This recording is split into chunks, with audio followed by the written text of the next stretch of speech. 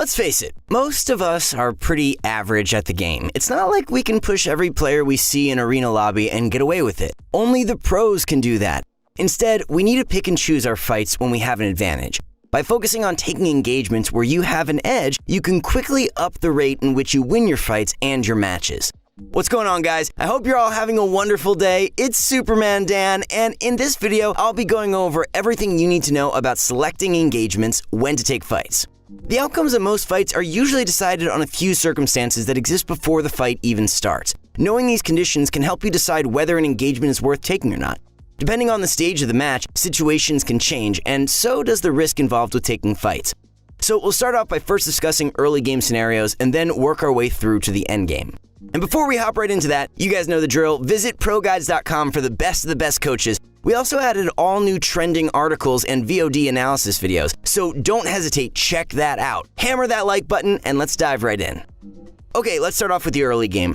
The start of the match can often be the hardest part, plagued by heavy loot RNG and third parties, so you've got to be smart with how you approach fights. By assessing a few factors, you can then decide whether or not you should take a fight. The first factor is your resources. From the moment you land, this can come into play.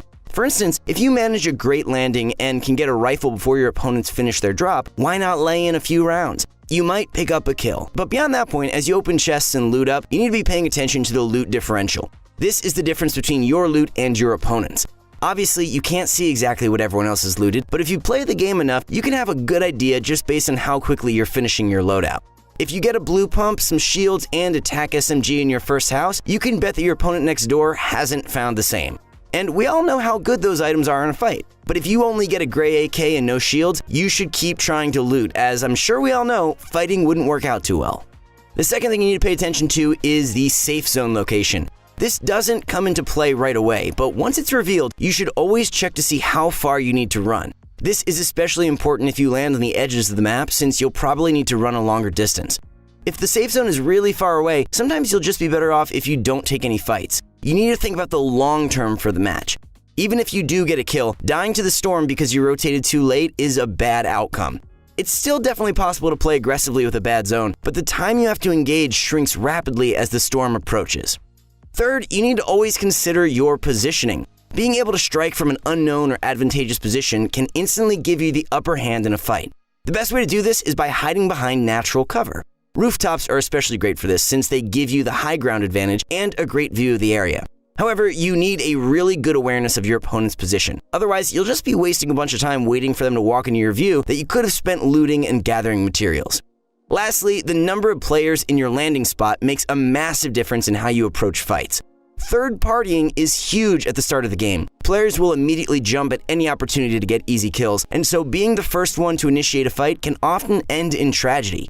By waiting patiently for your opponents to start battling and making yourself the third party, you can be the one that swoops in and gets the easy cleanup. As always though, if you know there are more players in your area, be cautious after a kill, as they'll likely be on their way to fight you. Just take a look at this clip from Benji Fishy. He notices a fight, so he builds up onto the roof and waits for his opening. The first player doesn't even notice him, which allows Benji to get in a nice chunk of damage. The second player interjects and tries to stop Benji from stealing his kill, but with a quick edit, Benji secures it. He spends some more time fighting this second player and would have probably gotten the elim, but instead, the zombies end up stealing the kill from Benji. Then, as he tries to run away from the horde chasing him, another third party. Benji does his best to tunnel away and lose his opponent, but this guy just doesn't let off. Eventually, Benji's run out of mats, so he goes for a play, but ends up falling to none other than his trio's partner, Mitro. Wow, third partying sure played a part in a lot of those eliminations there.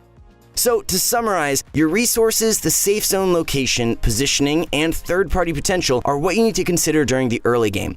If you can take the time to assess all four of these factors instead of rushing into each engagement, you will start to have an easier time winning your drop spot. Now, onto the mid-game. A lot of the same rules from the early game apply here, but there are also a few extra precautions that you need to take. Taking fights during the mid-game is generally one of the riskiest things that you can do. Players usually make it to this point with shields, a full loadout, and max materials, so most fights you get into here have the potential of going to their limit, at which point it can be hard to recover from losing a bunch of materials or taking too much damage during the fight. Because even if you win the battle, you still have to think about how you're going to have a successful endgame. As the map shrinks and resources run dry, you don't want to run low going into the late game. It'll put you in a sticky situation and you'll lose out on any positioning advantage you could have otherwise gained. It's also third-party central. Players are thirsty to get in on any action they see, so you've got to worry about that as well if you initiate a fight. But the main thing you need to think about is making it to the end game. That's where a majority of the points are earned through placements, and in any decent lobby, you haven't reached placement points just yet. One time taking fights during the mid-game can be worth it is if you have no mobility. In most cases, it's not too hard to find a launch pad or some shockwaves in your starting zone, but sometimes the RNG can be cruel. And if you want to have a strong endgame where you don't run out of mats and die, having mobility items is a must. So by forcing and winning a fight, you just might be able to pick up a launch pad or some shockwaves. You can also choose to third-party situations if you feel like it. You should always keep an eye on the zone though. If it's still really far, you've got to be careful committing. But by taking third-party fights, there's a good chance you can walk away with the loot of a couple players. One tip for engaging in third parties is to see if you can take your time to get in closer before revealing that you've joined in. That way, you'll be in a more effective range and have a better chance of securing the kill. Should you get engaged on at some point, like when you're trying to rotate, you have a couple of options. If the situation isn't looking so hot, you could always pop some mobility to try getting away. Or if you didn't get tagged up too much, you could turn around and take the fight. If you have no mobility, the second option is really all you have, since it's pretty hard to lose somebody just by running away. If you're too low to take a ranged fight, try boxing up and waiting for them to come to you. Then you can go for a quick edit or two and land some massive pump shots that'll even the odds. The mid-game is generally more passive than others. Other than if you need mobility or you spot a good third-party opportunity, fights generally aren't worth taking here.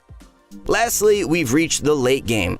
At this phase of the game, positioning and staying alive matter the most. These small zones are packed with players. Making the wrong move or getting too cocky with your aggression is a sure way to end your game prematurely. Then you'll miss out on all those sweet placement points. When it comes to finding kills in the endgame, you generally want to position first, and then the kills will come to you. The only time you really need to go out of your way and ignore positioning is when you're low on resources. If you happen to get into a scuffle during the mid-game, you might need to top up on materials before the zones start shrinking. Picking a target and box fighting them is the fastest way to try and recover during these situations. You won't have to commit too many mats if you box fight, and if you can mechanically outplay them or catch them off guard, the loot you get should be enough to get you ready for the moving zones. In terms of what makes good positioning during the endgame, getting as close as possible to the safe zone can contribute a ton in helping you find kills. If you can get ahead of the pack, either with some quick tunneling, good RNG, or mobility usage, you should set up some build and start looking for elims on the players rotating in. Edit your walls, your cones, or whatever pieces you need to find those kills. If the storm is starting to catch up, consider not waiting until the last second to move. You don't want to fall behind, and you definitely don't want to give up your spot holding other players in the storm. If you have the materials and no one is contesting you, try to establish high ground on your rotates as well. If the zone is small enough and you got the mats, you should be able to hold it and ride that high ground train all the way to the end of the match. The only time you might need to drop down is if you start to run out of materials.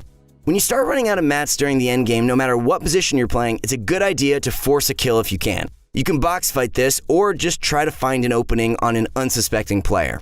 If they're rotating or preoccupied looking for kills, most players are pretty focused on getting that done and might not even notice you lurking near them.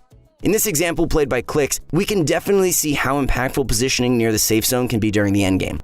He's already used one shockwave to place himself on the side closest to the safe zone. Now he can look for kills. He sees the player right next to him and goes all in with the wall replace and SMG spray.